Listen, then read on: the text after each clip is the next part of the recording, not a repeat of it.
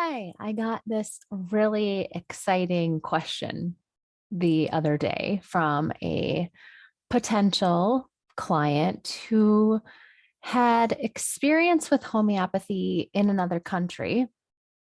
And they wanted to know if I had a certain agenda when it comes to helping somebody who is neurodivergent or ND. And I thought this was a great question because a lot of times when people are different in society, we we don't like that, right? It makes us really uncomfortable and we want to fix things. We want people's behavior to be fixed. We want people's, the way they speak to be fixed. We just want to like make it easier on ourselves. And so I can understand why this question came up, but I thought it was kind of difficult to explain because as a homeopath, there is one way of explaining.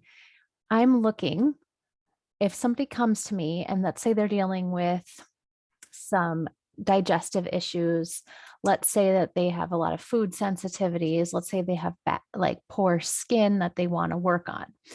They're coming to me and they're going to tell me what are the main complaints. And the idea is to really understand these main complaints. Now, as I'm taking this information in, I am also taking in their demeanor. I'm taking in how they see the world. I'm taking in, again, their likes, their dislikes, and it's information. In homeopathy, one of the biggest premises is that we try to be unprejudiced observers. There are certain things about the way I choose to live or want to live and the way I would want things to be. So if I come and approach a client with my ideals, with my choices, this is not being an unprejudiced observer. So the example that went along with this question about being neurodivergent is, there are sensory issues. There are certain things that they have like superpowers in some ways, and they don't want you to label these things as wrong or bad or take them away, which really I want really respect, right? So as a homeopath, I'm not doing anything. I'm selecting a remedy that has a very similar energy to the person in front of me to help inform the system. We call that the vital force to heal itself. I do not get to dictate how the body heals. However, when I select a remedy, I'm selecting a remedy in the spirit of the complaints. So this one should affect the skin. This one should affect the digestion, the cravings, whatever the main complaints are. But then I use other information to confirm that I've selected a proper remedy. There's 5,000 plus remedies. So to choose one remedy, you want to make sure that you have other information to back it up. Right. So I'll use an example. Let's say that you have headaches. Let's say you have migraines. Right now with Western medicine, I think there's around 5 major headache medications. So for me, when somebody's talking to me about their specific headache, I want to know all about that headache, and then I want to know all about them. And then I'm going to select a remedy that has headaches, but also is that similar sort of energy. So it's not my choice what gets to be healed and what doesn't get to be healed. I also don't get to choose the timing on how things are healed. I don't get to choose any of that.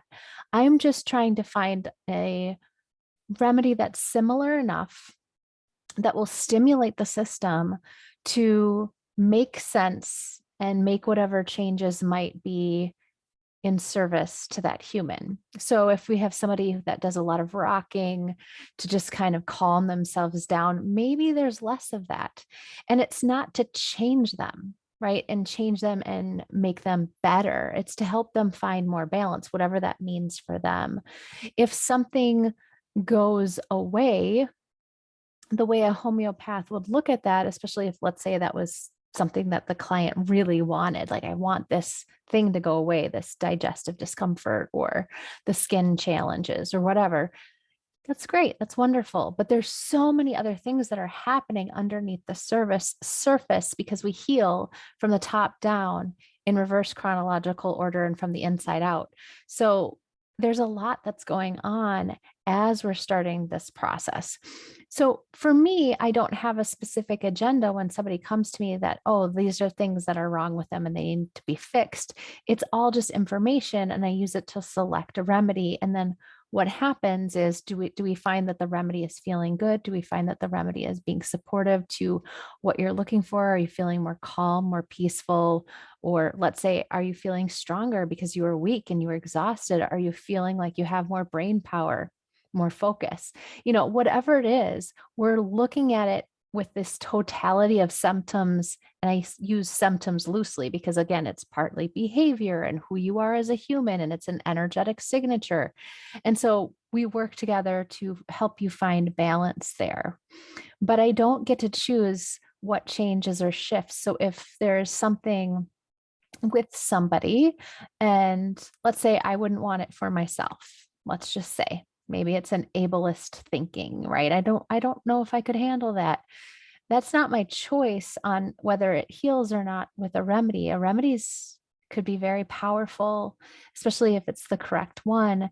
And so if that were to be something that toned down, I wouldn't necessarily, need to rejoice that for the client just because I thought, oh, that obviously that they must be very happy about it. No, they might be a little disappointed. Maybe some people, have connections with things that they can't maybe see, but they feel very connected. Maybe they feel like they really can relate to their animals or really relate to, the outside world in nature. And maybe something about that shifts. Like I can see how that would feel really hard, and very different. And so it's just a matter of moving through the healing process as a process, not as a linear, like, okay, this is black and white. This is how it needs to be done. This is who you are now.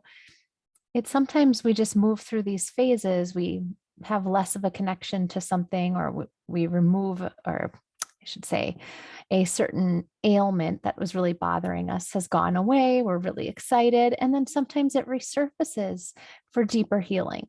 So the process with homeopathy isn't really cut and dry. It's not about saying whether these symptoms are good or bad. It's not about being good or bad.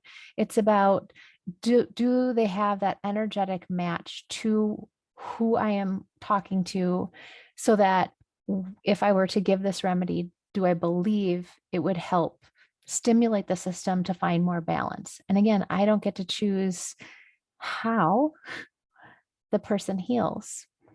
Am I hopeful that the complaints that they came in start to resolve? Yes, of course.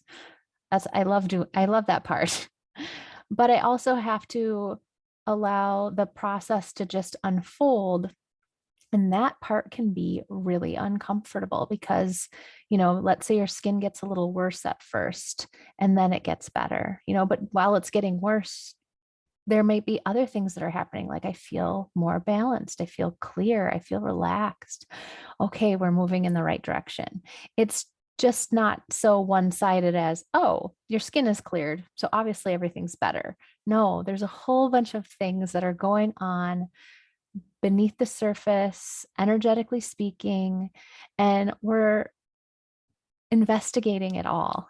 So no, I don't have a specific agenda on when people come to me, what I think needs to be healed, and that I'm working on that, whether they want that or not. It's not about that. It's about selecting a remedy that's very similar to the person who's sitting in front of me or on, a Zoom call, and allowing what needs to transpire, not to change them, hopefully not to, make them into a completely different person, but to help them find more balance. Their system finds that balance.